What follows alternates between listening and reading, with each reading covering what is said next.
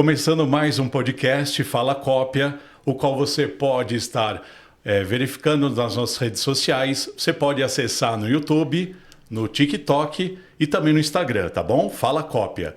Ou através do meu particular, o que tem alguns trabalhos de locuções, você pode ir no Instagram, Gustavo Cópia Locutor. E vamos fazer entrevistas aqui com assuntos variados, aqui do Brasil, de São Paulo, do ABC, com empresários, com pessoas que querem contar, narrar suas histórias. E hoje eu estou, acima de tudo, com um amigo meu, que fez curso de rádio comigo na Rádio Oficina, em 2001, e eu acompanho a trajetória dele no rádio, trabalhou também na Prefeitura de São Caetano do Sul, trabalhou na política, como eu também trabalhei.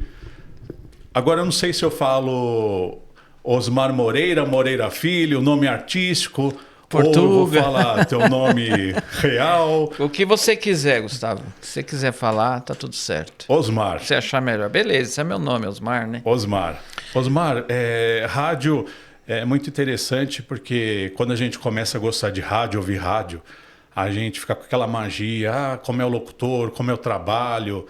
Então a gente fica na expectativa de conhecer uma rádio, como a gente vai se profissionalizar. Então, como tudo começou o rádio na tua vida? Bom, antes de mais nada, um prazer estar com todos aqui, estar no teu podcast. Você merece, é um rapaz lutador, eu conheço a história desde que você começou, começamos no curso juntos, né? E antes de começar tudo, quero fazer um agradecimento, quero agradecer aí a De Sampa, que abre esse espaço para os empreendedores, né, e para as pessoas que querem falar um pouco de assuntos variados. Agradecer também à Secretaria de Desenvolvimento Econômico e particularmente no SampaCast, aqui da Rua Vergueiro. Estamos aqui com o Daniel e o Léo, que nos atenderam, que eles fazem a parte técnica. Muito obrigado. O Léo que está ali no comando. Daniel deu uma saidinha. E agradecer também ao o Renan Vieira, que é o responsável, que coordena o projeto, o diretor, enfim. E você tem um amigo que foi que criou o projeto, né, Sim, ele trabalhou na Prefeitura de Santo André comigo. Como é o nome dele? É o Everton, também participou Isso desse aí. projeto. Então, muito obrigado a todos vocês. Estamos aqui. Meu nome é Osmar, né, de nascimento, é Osmar Moreira. Em nome de guerra, Moreira Filho. Isso, na Rádio ABC foi Moreira Filho. Nas rádios comunitárias, que eu comecei em rádio comunitária, o nome era um nome artístico também, né? Principalmente porque rádio comunitária era uma coisa meio informal, né? Então você não podia usar o seu nome real, né? Porque era complicado. Mas a minha história de rádio começou assim, lá em 96, Gu, a gente nem se conhecia ainda, a gente foi se conhecer em 2000, né? Mais ou menos 2000. Eu trabalhava em rádio comunitária, eu tive um problema de saúde, aí eu não podia trabalhar numa atividade que eu tivesse que fazer esforço físico, né? Então, nesse período que eu fiquei convalescente, falei, eu gosto muito de rádio, já tinha feito curso de teatro, já tinha feito curso de comunicação na Anhembi Morumbi, já tinha feito um curso de teatro também. Eu falei, rádio era uma coisa que eu gostava, né? Aí tinha uma rádio comunitária lá perto da minha casa, e Gustavo, aí eu fui lá e falei com o cara, né? Falei, cara, você deixa eu trabalhar aí na sua rádio comunitária? Ele falou assim, mas aqui... Ele olhou pra minha cara assim, você é meio elitizado e tal, que a gente só toca sertanejo. Eu falei, tudo bem, cara, eu faço o que você deixar eu fazer, você me dá um horário aí. Aí ele me deu 1 hora, né? Eu fazia um horário na hora do almoço, 1 hora. Cara, você não acredita o que eu coloquei a 1 hora, do meio-dia a 1? Aí eu fiquei pensando, falei, meio-dia a 1 é um horário que o cara almoça, né? Ele não quer ficar escutando barulho e tal. Eu coloquei música orquestrada. Me lembrou muito da Diário do Grande ABC, né? Que era um ouvinte assíduo. Aí eu fiz um programa de música orquestrada. Eu vou tentar lembrar o nome que tinha o meu programa. Aí, fazia um sucesso danado. Aí eu pegava aquelas orquestras... Recanif, Tabajara, tinha muitos CDs da Orquestra Tabajara, do Bácara, né? E colocava na hora do almoço, fazia um sucesso danado. Aí depois ele gostou do resultado, muita gente ouvia, a rádio dele tinha uma boa penetração, chamava Renascente FM, era uma rádio comunitária. Ele estava procurando a legalização, a gente ainda trabalhava meio que na irregularidade, né? Mas ele estava com toda a documentação encaminhando, mas naquela época que a gente começou, a rádio comunitária tinha muita dificuldade de se oficializar, né? Porque tinha o boicote de um monte de gente. Enfim, aí é um papo para um outro programa, né? Aí a Renascente ele gostou, ele falou, pô, você não quer fazer um outro horário? Aí eu comecei a fazer um outro horário e eu fazia um programa que chamava Sítio da Poesia. Eu só falava de poetas e poesia. Rapaz, só nostalgia. Fazia um sucesso, cara, que você não imagina. Você fala, pô, o cara falava de poesia no rádio. Quem que vai querer ouvir poesia? Putz, as pessoas gostavam, cara. Eu mesclava a poesia com música popular brasileira e amarrava a poesia na poesia da música. Meu, fez um sucesso danado. Começou a aparecer apoio, que em rádio a gente não... Rádio comunitária a gente não tem patrocínio, a gente tem apoio cultural, né? Você sabe como é que é isso, que você também já foi desse meio. E aí começou a aparecer os apoios culturais, aí a gente foi mantendo, aí até que um dia a rádio acabou perecendo, porque o pessoal combatia muito rádio. Aí depois eu fui para uma outra, aí fui para uma terceira, aí eu fui para uma rádio que chamava Brasil FM, depois fui parar na Star Sul. Star Sul era uma rádio que era legalizada pelo governo federal, o coordenador lá da rádio era o Osmar, e tinha um diretor artístico que era o Darlan, meu amigo Darlan. Ele falou, pô, cara, aí...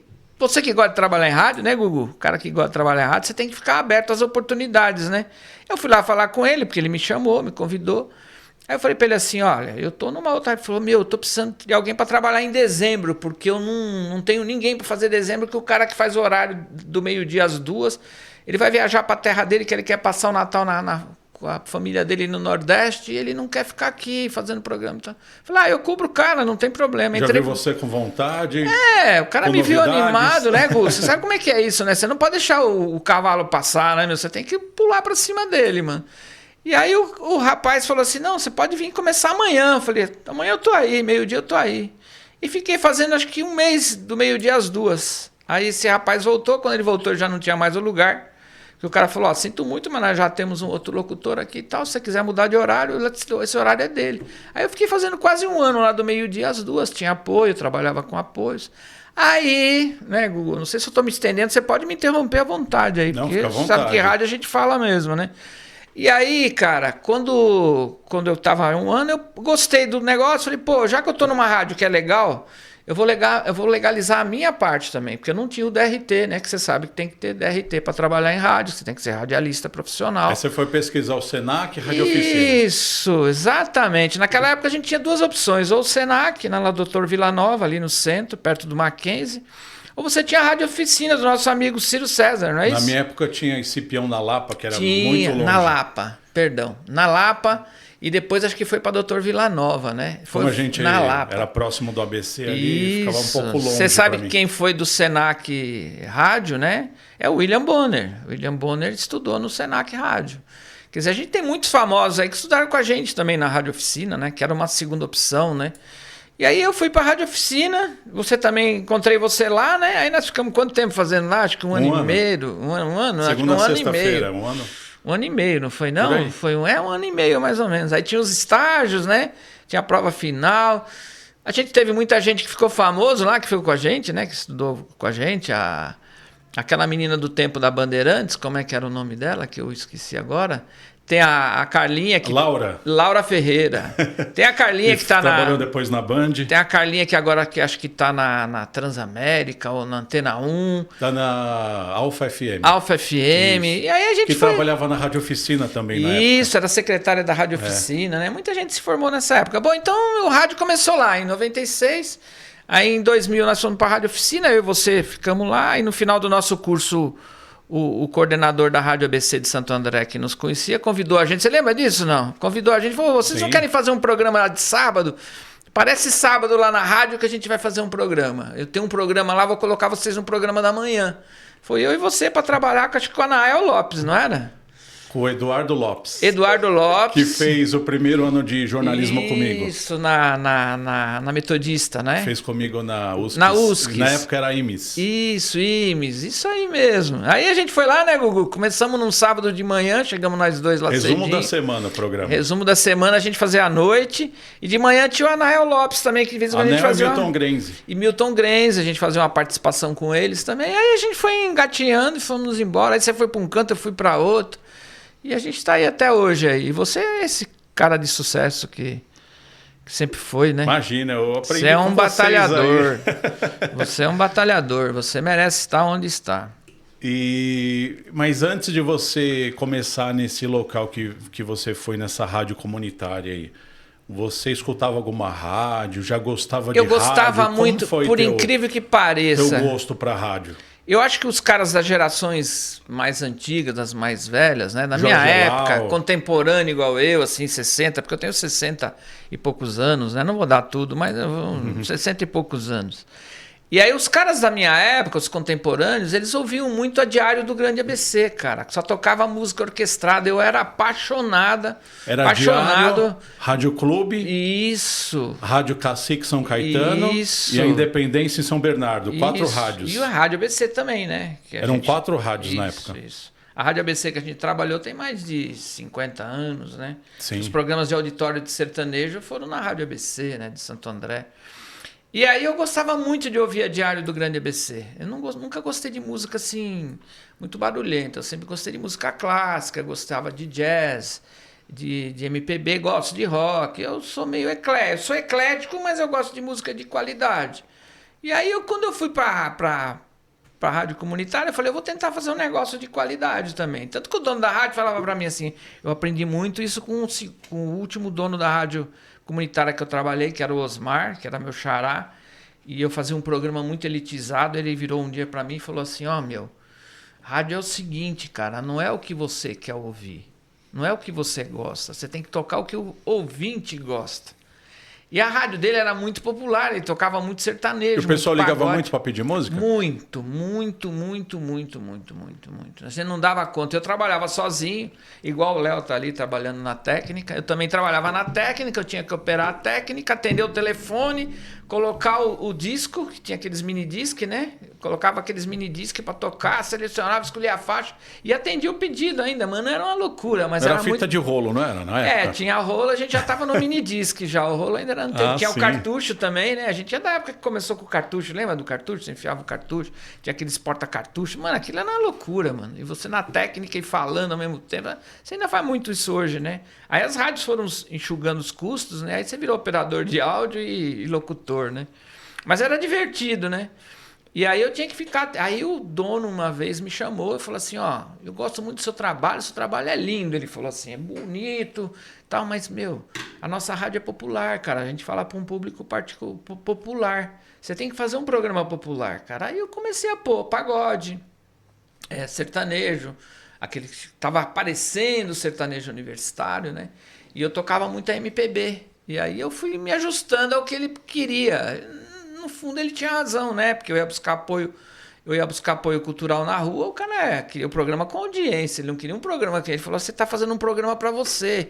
E não é assim que funciona. Ele falou, você tem que fazer um programa para o público que ouve a rádio. Eu falei, ele está certo. Eu concordei com ele está certo. E aí eu mudei o meu perfil e fiquei fazendo esses programas populares. Aí depois, quando eu fui para a Rádio ABC, junto com você, aí a gente já foi mais para o jornalismo, né? Que vocês também eram do jornalismo. Eu também fui me engatando ali no jornalismo e a gente foi fazendo o jornalismo, cobrindo eleições, casos que aconteceram, como o caso Celso Daniel, né? Que a gente cobriu muito lá na rádio. Quer dizer, aí você muda também o perfil de profissional, né? Você passa a ser um profissional mais técnico, né? Mais específico da área que você atua, do seu nicho. Eu não vou esticar, porque senão eu fico falando só eu. Não, imagina, fica à vontade. E essa foi a primeira rádio que você participou? Teve alguma outra rádio que você depois participou? Não. De rádio profissional só foi a Rádio ABC mesmo.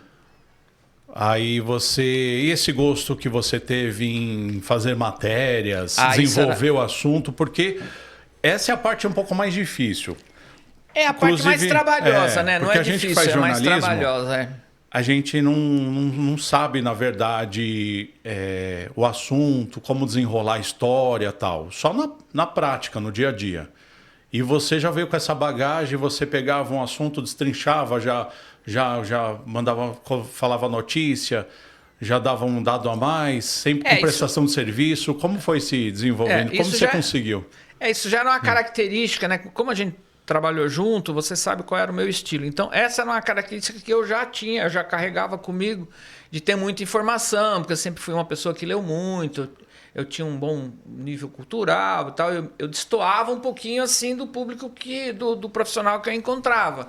Então aí eu acabava convidado para comentar os jornais e tal, porque eu tinha uma cultura boa, também pela idade também, né? E você já era comerciante ou não? Fui comerciante a vida inteira, né? Essa é uma outra parte do E isso rádio. ajuda a desenvolver com o público. Sim, o traquejo, né? É isso. De conversar, de bater papo, de ser solto. Sim, lidar com o público te dá muito traquejo, te dá muita cancha, né? Como a gente se diz, né? Aí não, isso facilitou de ser comerciante, de trabalhar com vendas e tal, facilita, né? Tanto que nós estamos aqui batendo um papo como se estivesse tomando café no bar, né? Não tem nenhum problema. Você põe uma outra pessoa que não tem experiência, ela vai tremer, vai ficar nervosa, vai gaguejar e aí não vai dar nada certo. Ou no rádio ou na TV a pessoa dá uma travada, né?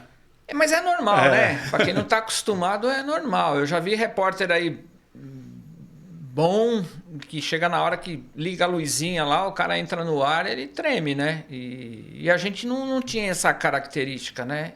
E eu gostava muito da Rádio ABC por duas coisas, né? Por que eu não fui para uma outra rádio? Você sabe, né, Gustavo, que o rádio não paga muito. Não adianta você que está aí vendo o nosso podcast, o podcast do Gustavo, ouvindo, você vai saber que rádio não paga bem, nunca pagou bem, nem para os grandes profissionais. O que o rádio te dá é vitrine para você conseguir trabalhos paralelos ao rádio que te permite sustentar uma família, ter um padrão de vida, né? E como eu já tinha a empresa, eu não podia largar a empresa para viver de rádio, porque o rádio não ia me sustentar. Mas era uma coisa... podia se patrocinar, que ia ser gasto a mais, né? E outra coisa, eu gostava do veículo, eu gostava... Então a Rádio ABC me propiciava isso, né? De eu poder trabalhar com flexibilidade. Eles me convidavam, ó, nós temos trabalho tal dia você vem, você pode participar? Eu falei, eu vou. Então eu não podia largar o meu trabalho, que me sustentava, para trabalhar em rádio. Mas era uma coisa que eu amava fazer. Gostava de fazer com a maior alegria, com o maior prazer. E você é testemunha disso. Agora, quem está hoje jovem, esse jovem que está nos ouvindo, que está vendo o podcast, eu queria trabalhar em rádio. Então, já vou te dar a fita para você, vou dar o papo reto. Qual o início de tudo? Você Qual o manual? Isso. Primeiro, acho que é força de vontade. Você é a prova pesquisar. disso. Você é a prova disso. Não tem mais ninguém que eu conheço com mais força de vontade do que você. O que você bateu em porta aí para trabalhar e para ter seu espaço e para conquistar, o que você tem hoje foi tudo conquistado na pancada mesmo. De chegar lá, deixa eu trabalhar aí, me dá uma oportunidade aí, você vai tal dia, o cara não tá aí, deixa eu fazer o programa dele. Depois eu fui para eventos também na prefeitura, Sim. que depois é uma outra parte que a gente vai conversar também sobre política. Isso. Ou seja, que a gente trabalhou em política como Sim. Mestre de cerimônias, locutor, assessor. Então, o rádio dá esse traquejo pra gente, né? Então, inclusive você, quando você foi para cerimonial, apresentação de eventos e tudo, você já tinha o traquejo do rádio. Se você coloca uma pessoa lá sem experiência para fazer cerimonial, ele treme, ele gagueja, ele erra, né? Ele não tem aquele cuidado com a informação. A pessoa não tem o tom certo na voz. A pessoa vai falar, não tem aquela modulação da voz que a gente aprende no curso, isso, né? No rádio, né? O curso, isso é outra coisa importante também. Mesmo que você vá... Por isso que eu te falei, eu estava numa rádio comunitária, minha última rádio comunitária era uma rádio reconhecida. Até inclusive a título de curiosidade, esse projeto do AD Sampa, ele tem uma unidade dentro do Heliópolis. A primeira comunidade de São Paulo que teve uma rádio reconhecida foi a rádio do Heliópolis. Foi uma rádio que enfrentou muita dificuldade para se estabelecer, muita perseguição, muita gente querendo fechar a rádio, e a Rádio Heliópolis foi a primeira rádio. Você acompanhou ou participou da rádio? Não, eu acompanhei. Conta um pouquinho para a gente saber. A Rádio Heliópolis ela teve uma dificuldade muito grande de se estabelecer em São Paulo. Ela foi uma das precursoras. A Rádio Comunitária Heliópolis, eu acho que ela deve ter mais de 30 anos. Eu não tenho certeza, porque eu vim assim desprovido de pesquisa. E o alcance dela, mais ou menos? Era de todo mundo, a gente tinha 25 metros, né, de alcance, não podia fazer. Mas todo mundo que tinha rádio comunitária botava como é que a gente chamava? E à noite aumenta a frequência. Aumentava o sinal, né? Então, espalha o sinal. E ela estava bem localizada, estava num lugar bem localizado, e ela é muito ouvida. A Rádio Heliópolis tinha muita audiência. No Rio de Janeiro foi a Rádio Fluminense, foi o mesmo processo da Rádio Heliópolis. Então, a Rádio Heliópolis, em São Paulo, dentro da comunidade do Heliópolis, foi a precursora dos rádios comunitárias. Então, na minha última rádio que eu trabalhei, que era reconhecida pelo governo federal, né? Tinha documento, tudo bonitinho, porque a rádio não é de ninguém. Rádio comunitária não tem dono. Isso é uma coisa que a gente precisa dizer também. Rádio não comunitária não tem dono. Tem uma pessoa que é o coordenador da rádio, que é o responsável pela rádio, que vai responder pela rádio, mas a rádio é da comunidade, nunca é de ninguém. Tanto que a rádio comunitária, uma das premissas dela é que ela abra espaço para todo tipo de expressão cultural. Funk, rock, rap, música clássica, o que você quiser. Então, todo mundo tem que ter espaço dentro da rádio comunitária. Antigamente, o que acontecia? Um cara lá botava um transmissor em cima do telhado, e montava uma rádio comunitária, começava a operar lá em 87.5, lá onde tinha uma vaga, procurava no dial onde tinha um espacinho, enfiava a rádio lá no meio e começava a trabalhar, ilegalmente, né? Só que aí ele se achava o dono da rádio, mas o objetivo da rádio comunitária nunca foi ser uma coisa privatizada. É uma prestação de serviço, né? Lógico, porque a partir do momento que aquilo tem um dono, aquilo já não é mais comunitário. Quem manda é o dono, né? Então não tem. Agora, sempre tinha uma pessoa que era o responsável. Se você precisasse procurar, quem que eu procuro aí responsável pela rádio? É o fulano. Que ele que é o que toma conta da rádio, mas ele não era o dono da rádio, nem podia se achar dono da rádio. E você teve alguma inspiração, algum locutor na época que você gostava, ou antigamente escutava? Cara, tinha um cara na Rádio Bandeirantes que eu tive o prazer de conhecer, Antônio Celso. Que eu tive o prazer de conhecer quando eu fiz um curso de rádio também, na Anhembi Morumbi, um curso de direção de TV, ligado a toda a comunicação. Eu tive o prazer de ter aula com ele, Antônio Celso. Era um cara que ele fazia um programa na Rádio Bandeirantes de madrugada, Rumo ao Sol, A Caminho do Sol. Era um programa clássico. Mano, esse cara falava de filosofia, de arte, de música, de poesia, ele falava de tudo. Ele era um cara, ele tinha uma cultura geral muito grande. Ele era ligado, acho que à Sociedade de Obiose, se não me engano, e ele tinha uma bagagem cultural imensa. Uma vez eu fiquei conversando com ele num barzinho dentro na lanchonete, dentro da... Tipo o que tinha na Rádio Oficina, numa lanchonete. Isso, tinha uma lanchonetezinha lá dentro Sim. da Anhembi Morumbi, ali na rua Casa do Ator, ali no Itaim. E eu fiquei conversando com ele lá, a gente começou a conversar, a gente ficou acho que umas 2 horas conversando. Não, então ele era bem acessível. Muito simpático, um cara de uma cultura fantástica. Antônio Celso, eu nunca esqueço desse... Era Antônio Celso, né? Se não me engano, E o que ele contava para você? Ele contava de tudo. Tudo que você perguntasse para ele, o assunto desenvolvia. Antônio Carvalho, deixa eu corrigir, porque Antônio Celso era um outro locutor, também foi da Bandeirantes, mas ele foi do FM. O Antônio Carvalho era do AM. Ele era aquele típico locutor do AM que a gente eu cheguei a escutar. O Antônio Carvalho. Ele fazia antes do Pulo do Gato de manhã, mais recente. Ele entregava pro Pulo do Gato de manhã, ele começava acho que meia-noite ou 10 horas da noite. Ele atravessava a madrugada fazendo o programa, tocando música e falando de filosofia. Era um cara de uma cultura e ele entregava de manhã, acho que pro Vicente Leporassi, que era o cara que assumiu o horário depois dele. Tinha o Pulo do Gato também, né? Com o Antônio, com aquele menino lá, como é que é o nome? Antônio Edson? Esqueci o nome dele, tá me fugindo os nomes. E aí ele fazia esse programa à madrugada. Ele tocava um programa de praticamente 8 horas, 6, 8 horas, só conversando e tocando música.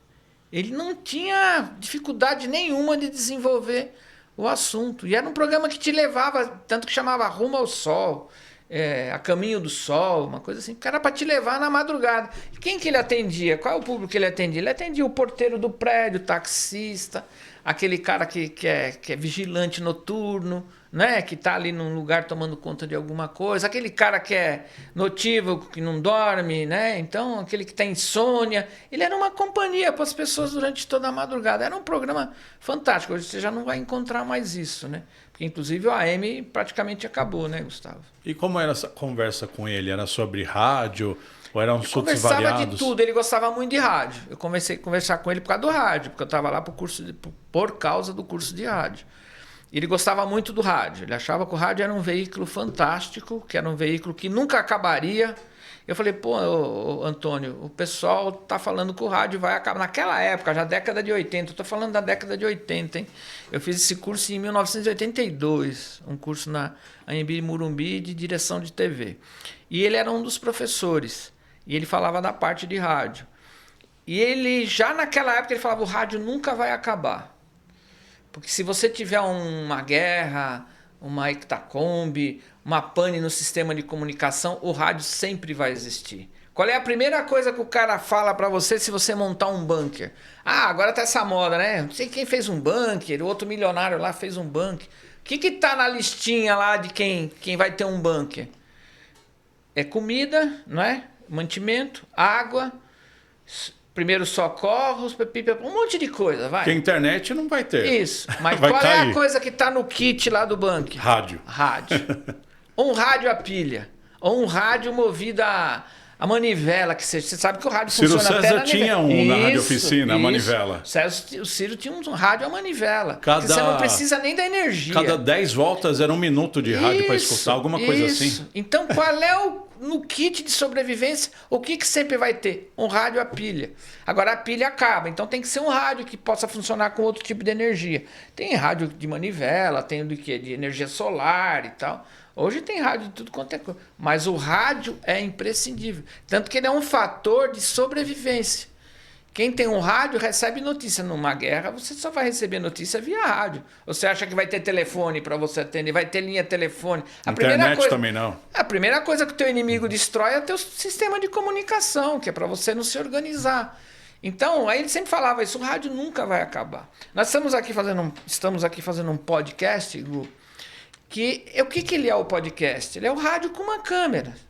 Nós estamos fazendo aqui, é uma mesa de rádio que a gente fazia na Rádio ABC, com uma câmera ligada, que antes o rádio não tinha uma câmera ligada. Eu acho até um pouquinho além, que o podcast, mais para frente, é que a gente não pode estar colocando na multimídia para não tirar a atenção do motorista. Mas eu acho que mais para frente vão fazer uma tecnologia para a gente assistir o podcast ou quando o carro parar, na multimídia. Eu acho que vai ter isso. Na hora que o trânsito parar, por exemplo, ele começa a funcionar, né? Ele começa a rodar. Ou isso passageiro. Aí seria legal, Aí a pessoa tem a opção de rádio ou podcast, né?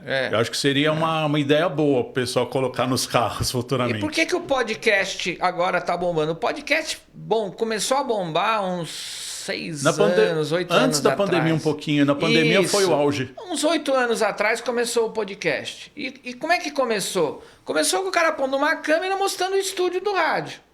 Tinha 2 caras lá falando, aí começou a internet, né? Internet, os streamings.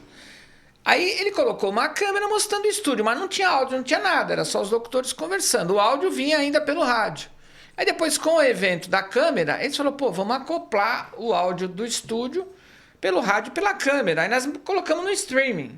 E é isso, e aí virou podcast, virou um programa de rádio com câmera. E era até uma imagem ruim, né? Não tem diferença nenhuma, Tinha na Transamérica, Jovem Pan. Você não tem diferença nenhuma. Aí você põe um monitor. Eu fiz um amigo que eu fiz a campanha dele toda lá em 2016, 2020. Eu fiz a campanha toda dele assim.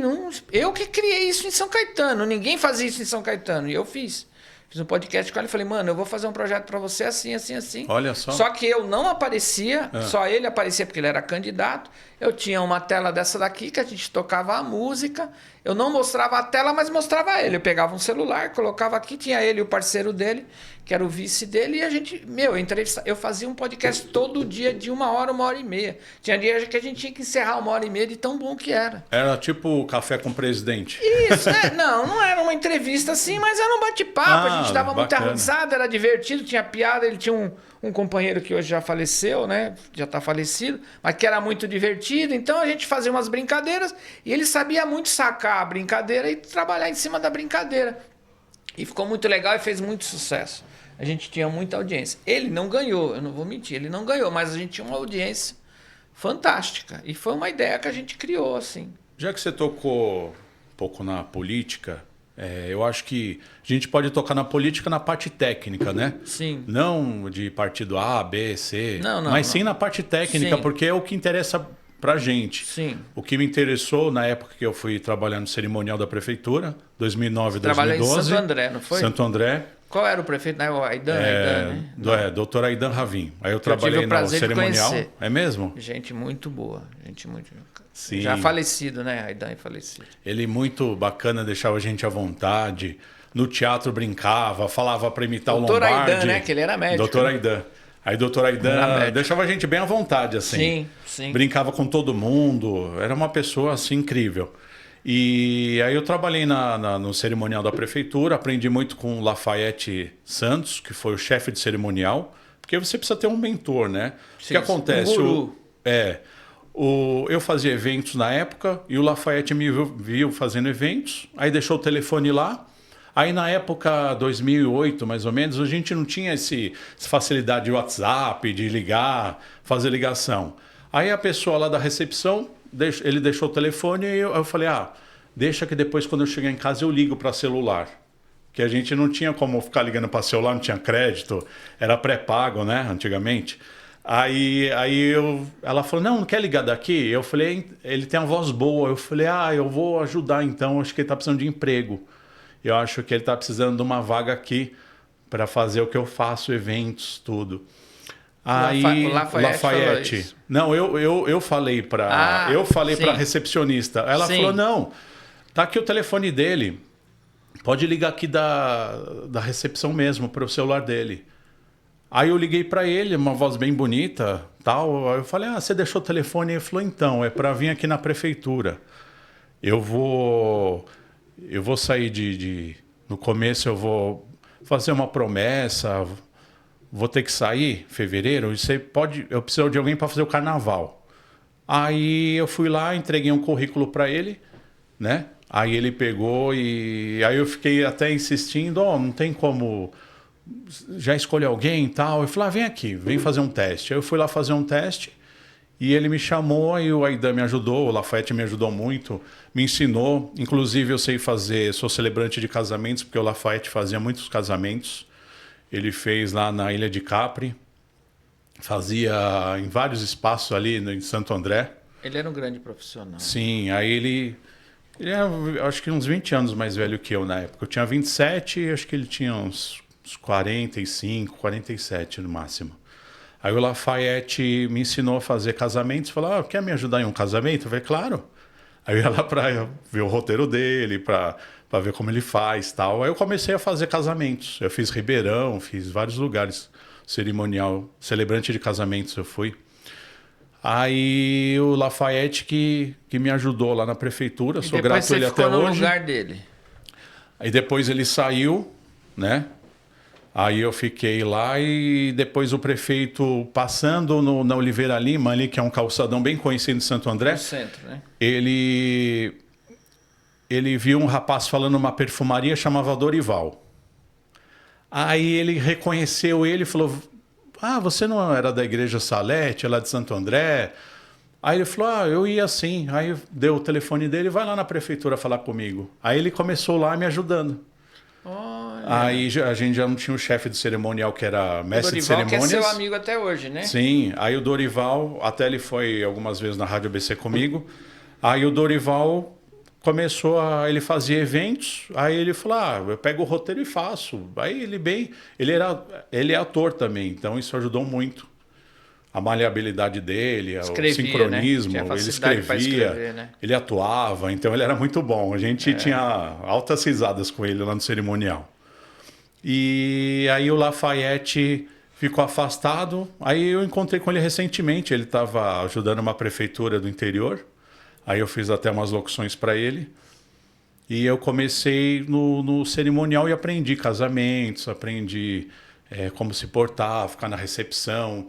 A gente fazia também os scripts, os roteiros, fazia tudo. Aí eu aprendi com ele, com a equipe do cerimonial. Né? Aí é sempre bom. Aí nessa parte, eu acho interessante da gente aprender do que a gente gosta de fazer, ser uma pessoa técnica, né? Eu quero o Gustavo para fazer cerimonial, para fazer locução, para fazer reportagem, aí sim. Mas não para sair da minha área. E eu acho que aproveitaram você também nesse tem que se quesito. manter onde você é bom, né? Eu acho que aproveitaram você com todo esse traquejo aí, essa expertise que você tem em conversar, em redação. Acho que aproveitaram você em São Caetano, né, na época. Como foi essa entrada em São Caetano? Eu fui convidado a participar da coordenação de uma campanha eleitoral de um candidato a vereador de São Caetano que já havia tentado 3 vezes, não tinha conseguido entrar para a vereança. E quando eu assumi a coordenação da campanha dele, na 4ª vez que ele fez, a gente conseguiu entrar e eu consegui emplacar ele como vereador de São Caetano. Aí, automaticamente, eu fui coordenador da campanha, eu organizava o pessoal na rua, eu coordenava, eu fazia os textos, eu fazia os releases, eu falava com a imprensa, eu que passava as imagens, eu que documentava todo o dia dele. O diário dele era eu que construía. Você era o assessor secretário dele? Eu fazia tudo da imagem dele era eu que cuidava. Ele não tinha que se preocupar com nada. Tanto que eu falava para ele assim, você não se preocupa com a sua imagem. Isso eu trabalho com a sua imagem. Tanto que eu tive uma crise no meio da campanha, porque a família do candidato achou que eu estava deixando ele muito popular. Que eu colocava, ele frequentava lugares populares e eu registrava essas cenas populares. Os familiares achavam que eu tinha que dar um perfil para ele, um perfil mais sofisticado. Eu falei, mas ele não tem esse perfil sofisticado, ele é um cara do povo, ele foi operário de uma empresa grande em São Caetano, não vou falar qual é, mas ele foi funcionário de uma empresa grande de São Caetano, era um cara que começou simples, ele era simples, era um cara do interior. E qual era o objetivo dele de entrar na vereança? Ele entendia que ele representava uma categoria profissional. Queria ajudar a categoria a melhorar. Isso, dele, a categoria a qual ele pertencia. E ele estava certo nisso daí, né? Porque ele era oriundo dali. Ele foi diretor de um clube muito famoso em São Caetano, esportivo, muito famoso em São Caetano, que revelou muitos atletas e tudo. Então, ele achava que ali era o nicho dele, ele estava certo, era ali mesmo. Mas ele era um personagem popular. Aí a família não estava gostando do rumo que eu estava dando para a campanha dele, deixando ele popular, no lugar que ele é mesmo popular. E aí a família queria que eu sofisticasse ele. Eu falei, mas ele não é candidato a deputado federal, ele não é candidato a senador, ele não é candidato a governador, nem a prefeito de São Caetano, ele é candidato a vereador. O começo de tudo, tem que ser vereador. Tem gente que quer começar como prefeito, governador, deputado. Mas a imagem dele tinha que estar atrelada a um candidato de vereador. Então ele era popular, ele tinha que manter a popularidade dele, senão ele perdia o que ele já tinha, não ia entrar nesse nicho mais sofisticado, né? Esse nicho mais sisudo, né? Mas dando uma aparência para ele mais de sofisticação, que ele não estava ali o público dele. O eleitor dele estava lá no chão de fábrica, lá no operário da fábrica. Então ele tinha que falar a linguagem do operário da fábrica. Então aí a gente conseguiu emplacar, ele passou, ele foi o único candidato dele, da coligação que a gente participou, ele foi o único cara que entrou. Então ele entrou pela coligação, né? Naquela época que tem o quociente de votos, quociente eleitoral que chama. Nós emplacamos, ele assumiu como vereador e eu automaticamente fui chefe de gabinete dele por 9 meses. No fim de 9 meses ele entendeu que eu não estava indo conforme as diretrizes dele. Eu sou meio chato para essas coisas, né? Eu sou meio intransigente, para isso eu sou. Porque eu tenho alguns ideais, eu não abro mão desses ideais. Eu não negocio isso. Certas coisas eu não negocio, né? Então eu achava que tinha que trabalhar conforme eu gostaria que fosse o trabalho e não estava acontecendo. E aí ele reclamava que eu era muito exigente, eu era mesmo, isso eu não minto. E aí esse candidato achou no direito dele, o cargo é dele, né? O cargo não é meu, o cargo é dele. Então ele me achou de me tirar do cargo de chefe de gabinete, me mandou para a mobilidade urbana da cidade, me transferiu para um departamento. Eu fui, fiquei o resto do meu tempo lá, né? 1 ano antes de terminar o mandato dele, ele me dispensou novamente. Eu fui, aí eu fiquei desempregado. Foi quando eu me aposentei e tudo, mas fiz algumas outras assessorias para alguns outros candidatos, algumas consultorias quando me procuravam e tudo. Continuei minha vida. Mas a política, a gente vindo do rádio, como você falou, vamos voltar para o rádio te dá essa cancha. Porque quando eu saí, e aí um jornalista me ligou, falou, pô, eu tô precisando de um release para colocar na edição de amanhã do jornal e tal. você tem alguma coisa para me passar? Eu falei, pô, eu não sou mais o chefe de gabinete, eu saí. Ele falou, como é que é? Ele é o maior jornalista da cidade. Ele falou assim, como é que é? Você não é o chefe de gabinete? Eu falei, não sou mais, eu fui desligado.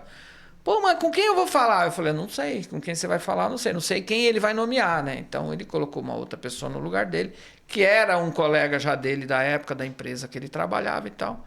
Mas era uma pessoa que não tinha essa formação na área. Ele era uma pessoa que foi operário, né? Ele não tinha, ele nem culpa ele não tinha, porque ele não tinha essa formação de comunicação. Na área de comunicação você tem que ter um comunicador. Se você vai para uma padaria, você tem que ter um padeiro. Se você abre uma confeitaria, você tem que ter um confeiteiro. Então, na área de comunicação, na área de relações humanas e relações de marketing, essa coisa toda, você tem que ter um profissional da área que entende, né? E eu tinha essa formação. Além das outras que eu tinha essa também. Então, isso facilita. Aí, quando o jornalista fez um primeiro contato com o cara, ele me mandou o release do cara. Eu falei, mano, olha, o cara me escreveu tudo errado aqui. Como é que eu faço? Vou ter que consertar o texto do cara. Eu não estou aqui para consertar o texto do cara. O candidato tem que ter um profissional lá habilitado, gabaritado. Infelizmente, a pessoa não tinha. Mas tinham quantos funcionários lá na época? Na Câmara Municipal, na época que eu entrei no gabinete, era o chefe de gabinete mais 4 assessores. E tinha mais alguém que queria fazer de repente teu trabalho? Às vezes é isso, né? Tem. Porque o que acontece? A pessoa acha que é fácil. Que é fácil, que consegue.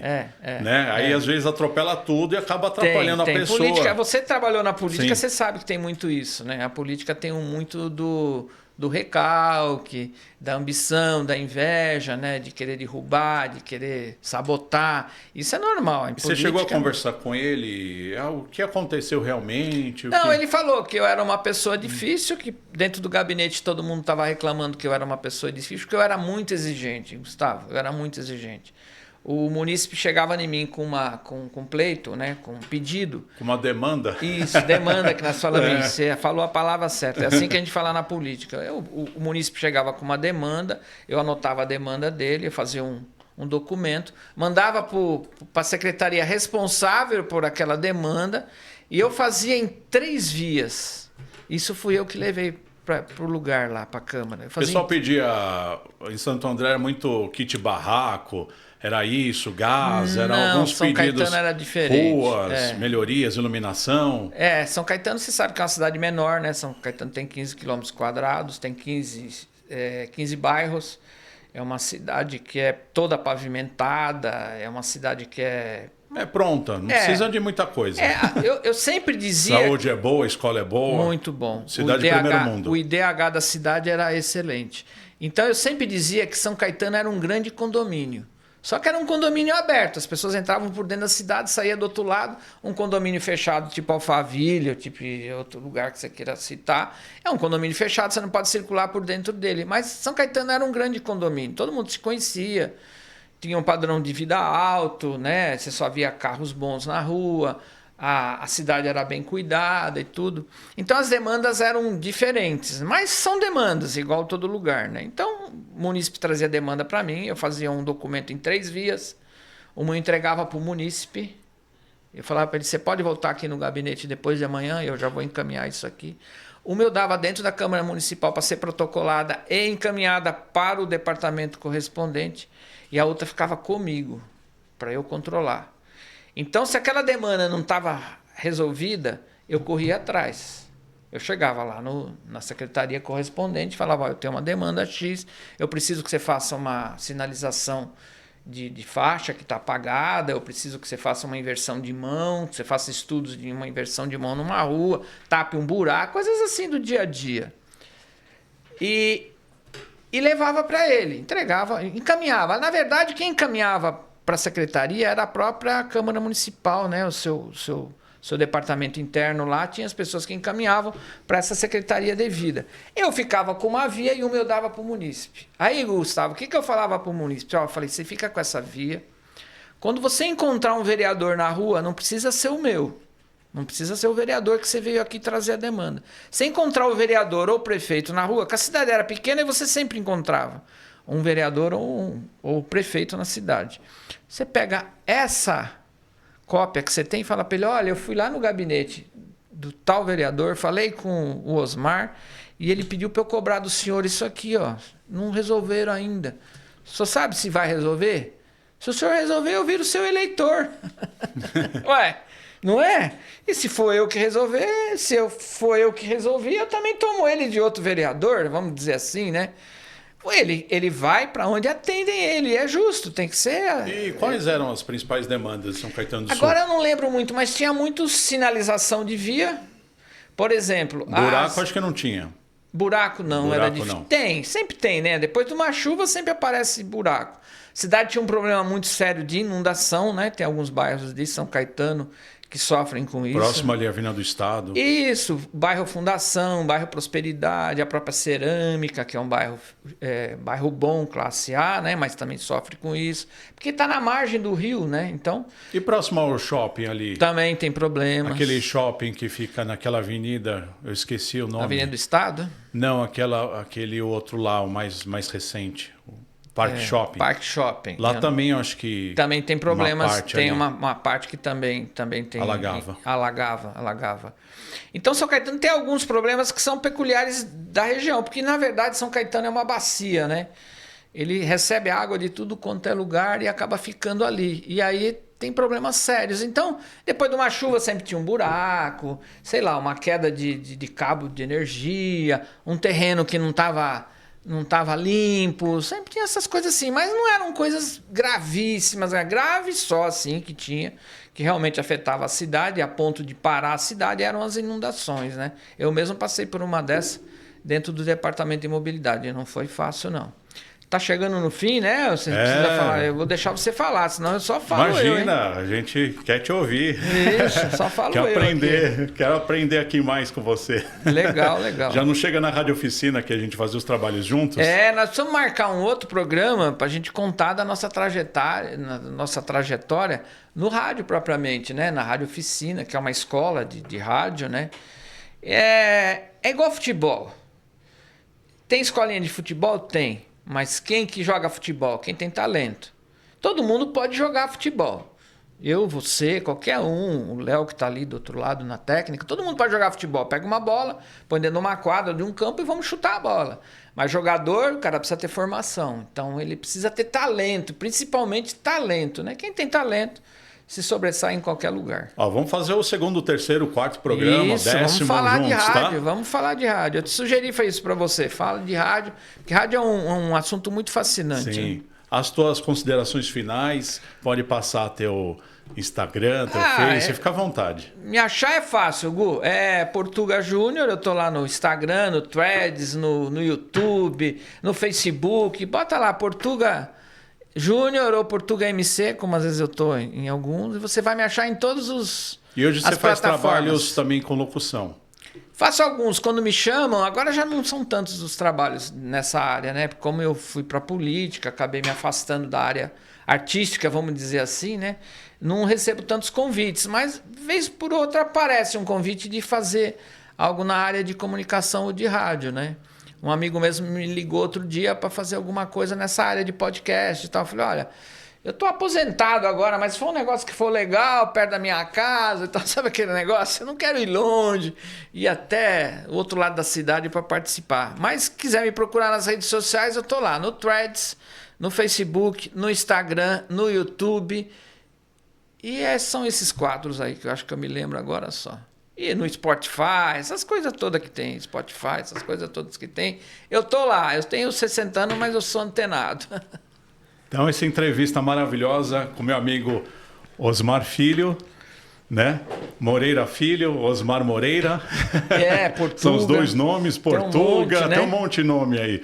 Que também é motociclista, também a gente vai estar falando disso nos próximos episódios. Fui motociclista. Então é só você seguir as minhas redes sociais, Fala Cópia, no Instagram, no YouTube e no TikTok. Ou no Instagram, ver meus trabalhos de locução, de cerimonial, celebrante de casamento. Você pode acessar o Instagram, Gustavo Cópia Locutor. Muito obrigado, Léo. Eu quero agradecer, eu vou agradecer o Léo lá, simpático, tá ali na mesa de áudio ali. Agradecer também o Daniel, muito obrigado aí pelo apoio, pelo suporte. A AD Sampa, né? Em específico ao SampaCast, aqui da Rua Vergueiro, que é aqui no Centro Cultural Vergueiro, para quem não conhece, vem conhecer, né, Gu? Vem aqui conhecer. Tem e a muitas Secretaria atividades. de Desenvolvimento Econômico e também ao Renan Vieira, que é o responsável aqui pelo ADESAMPA. Esse Grande foi mais abraço um a programa. todos. Obrigado pela participação. Um Esse foi mais prazer. um Fala Cópia Podcast. E até o próximo programa. Muito obrigado.